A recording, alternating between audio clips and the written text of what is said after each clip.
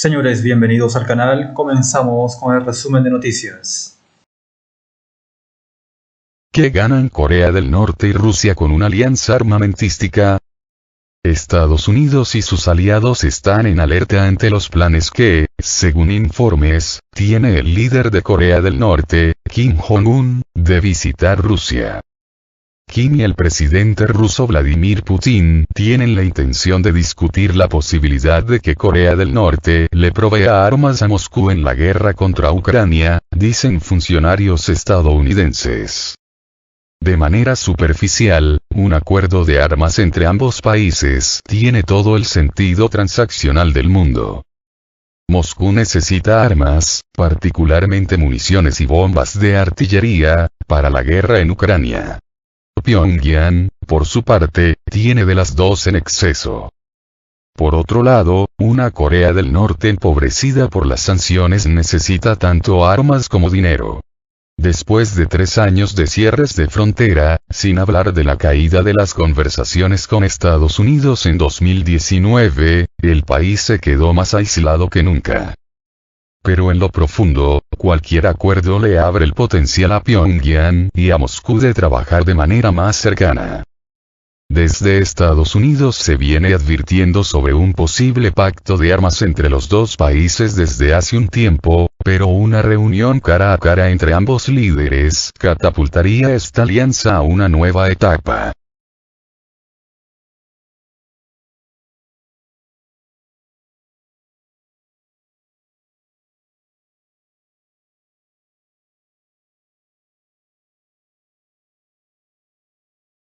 Lo que está en juego en una eventual alianza entre Rusia y Corea del Norte. Aunque pareciera que para Estados Unidos la prioridad es impedir que ingresen armas norcoreanas en los frentes de Ucrania, al menos por el momento, la preocupación en Seúl tiene que ver con lo que recibiría Corea del Norte si le vendiera sus armas a Rusia. Dada la situación en la que entra a negociar el Kremlin, Kim podría obtener un precio más alto, como solicitar mayor apoyo militar de Rusia.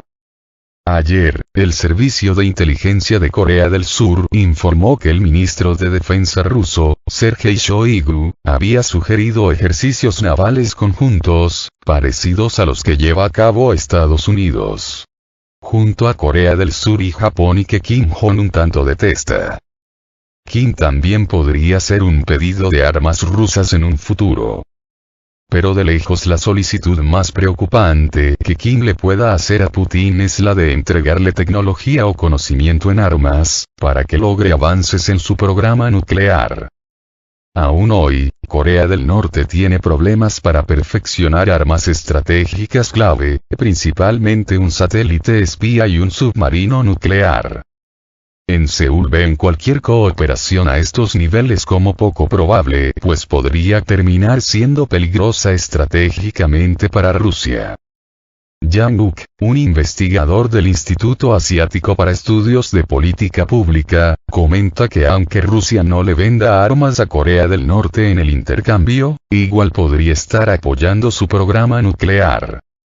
Si Rusia paga en petróleo y comida, puede reavivar la economía de Corea del Norte, lo que podría a cambio fortalecer el programa de armas del país.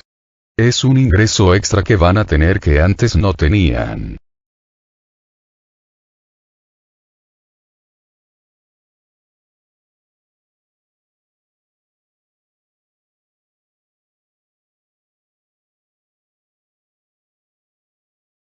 El dilema en la ONU ante la cercanía entre Kim Jong-un y Putin. Yang, un experto en estrategia militar y estrategias de armas, agregó: "Llevamos 15 años tratando de montar una estructura de sanciones en contra de Corea del Norte, para que frene el desarrollo y el intercambio de armas de destrucción masiva. Y ahora Rusia, un miembro permanente del Consejo de Seguridad de Naciones Unidas, podría ser el causante de que todo este sistema colapse".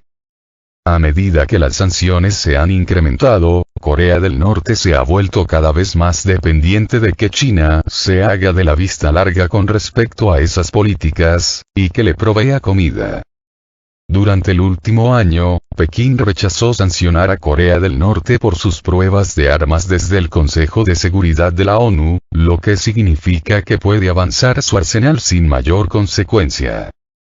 Corea del Norte provee una zona colchón para China con las tropas estadounidenses que estacionadas en Corea del Sur. Pero para Pyongyang es inquietante la idea de depender demasiado de China. La búsqueda de aliados en Rusia le da a Kim la oportunidad de diversificar su red de apoyo. Y con el desespero de Rusia, el líder norcoreano podría sentir incluso que puede obtener mejores beneficios de Moscú que los que podría recibir de Pekín. Putin podría acceder a mantenerse callado en referencia a las pruebas nucleares norcoreanas, algo que podría ser demasiado para el presidente Xi. Durante la Guerra Fría, Corea del Norte estaba apuntando a enfrentar a los rusos y a los chinos, de una manera muy parecida a como los niños hacen al enfrentar a sus papás, dijo Bernard Loh de la Escuela de Estudios Internacionales S. Rajaratnam en Singapur.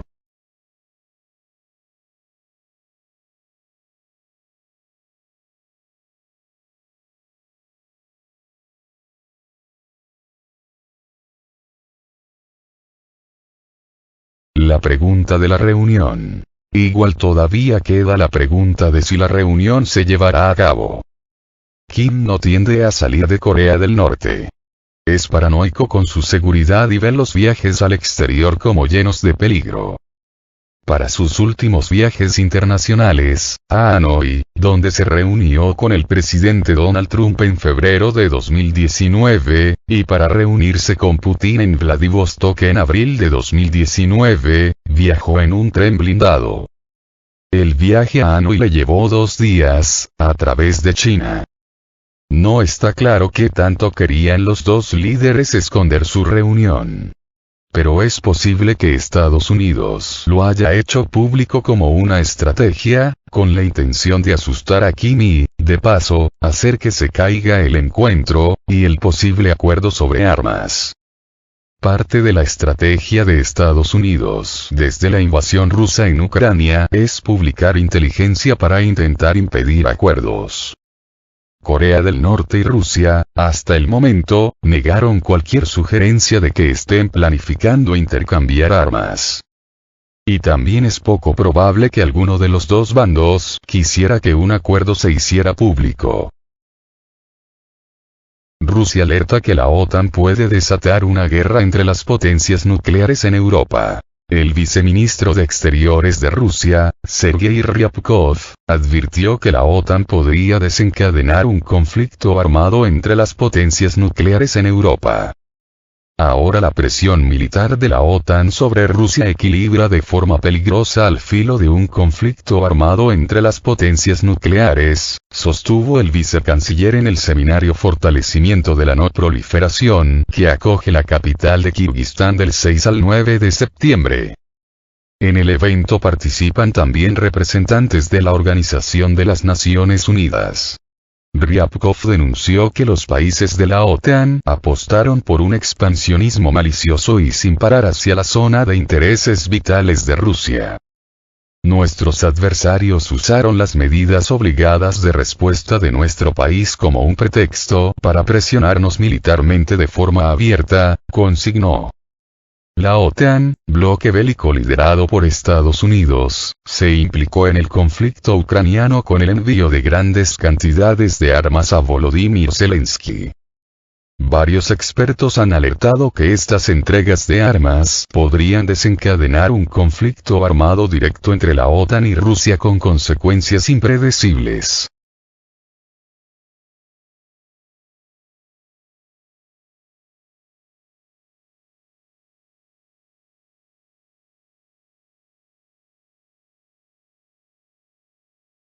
La amenaza nuclear. Además, Rusia mantiene el compromiso de buscar vías para liberar al mundo de la amenaza nuclear, declaró Ryabkov. Rusia mantiene invariable su compromiso de buscar vías para avanzar hacia un mundo libre de la amenaza nuclear. Nuestro país ha hecho y sigue haciendo un aporte ponderable a la reducción del armamento nuclear, dijo. Recordó que a Estados Unidos le corresponde un 40% de los gastos militares mundiales, mientras que el presupuesto militar de los países de la OTAN equivale al 66% de estos gastos. El vicecanciller subrayó que es un factor a tomar en cuenta al hablar de la perspectiva de renunciar a las armas nucleares. En cuanto al potencial nuclear del bloque de la OTAN, en los territorios de los estados que lo integran, Estados Unidos instaló las llamadas armas nucleares no estratégicas, capaces de alcanzar objetivos de importancia vital para Rusia. Por lo tanto, estas armas adquieren el carácter de fuerzas nucleares estratégicas, constató Ryabkov. Según datos recientes, en Europa se amplían las posibilidades de emplazar armas nucleares no estratégicas de Estados Unidos. Otro miembro de la OTAN, el Reino Unido, planea aumentar casi en un tercio su potencial nuclear, agregó. En tal situación, se hace más que obvio el carácter fundamentado de la tesis rusa de que son contraproducentes las propuestas de prohibir inmediatamente y de lleno las armas nucleares o de fijar plazos rigurosos para alcanzar el cero nuclear, recalcó Ryabkov.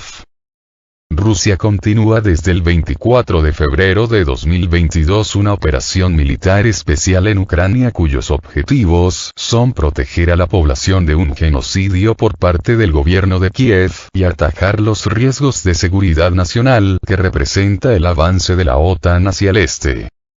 Los dos territorios se independizaron de Ucrania en 2014 tras el golpe de Estado en ese país y se adhirieron a Rusia en septiembre de 2022, tras celebrarse en dos referendos en los que la mayoría abrumadora de las poblaciones de Donetsk y Lugansk avalaron esa opción.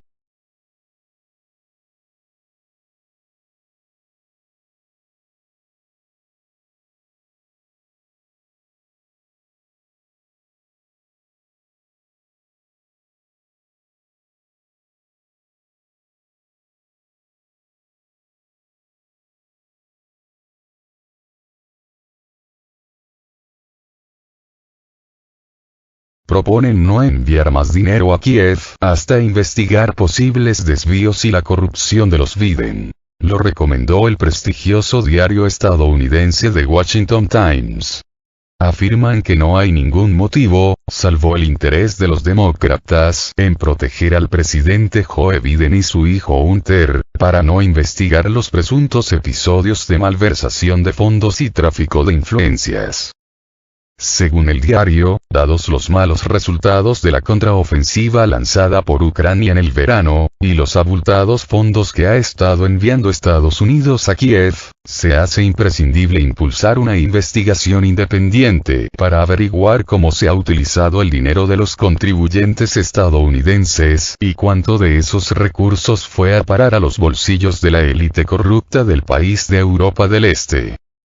Vale recordar que apenas el domingo 3 de septiembre, el líder ucraniano Volodymyr Zelensky anunció el reemplazo de su ministro de Defensa, Alexei Reznikov, quien se encontraba envuelto en una serie de escándalos de corrupción, explicando que la dependencia necesitaba nuevos enfoques, en una admisión poco frecuente de los malos resultados ucranianos en el campo de batalla.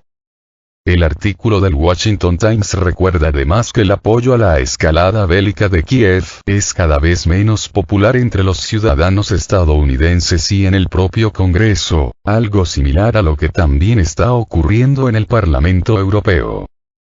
Incluso, indica la nota, la administración de Joe Biden está filtrando a la prensa su descontento con la contraofensiva de Ucrania con la intención de cubrirse ante la opinión pública para evitar ser asociados al fracaso de Kiev. Por todo ello, afirma el diario, es esencial descubrir qué parte de nuestra ayuda a Ucrania se ha desviado hacia fines corruptos. Para lograrlo, sugieren, debería nombrarse un inspector general especial y darle los mismos poderes para investigar que tenía la Oficina del Inspector General Especial para la Reconstrucción de Afganistán, SIGAR, por sus siglas en inglés, el organismo encargado de examinar la inversión en el país invadido, y posteriormente abandonado a su suerte, por Estados Unidos.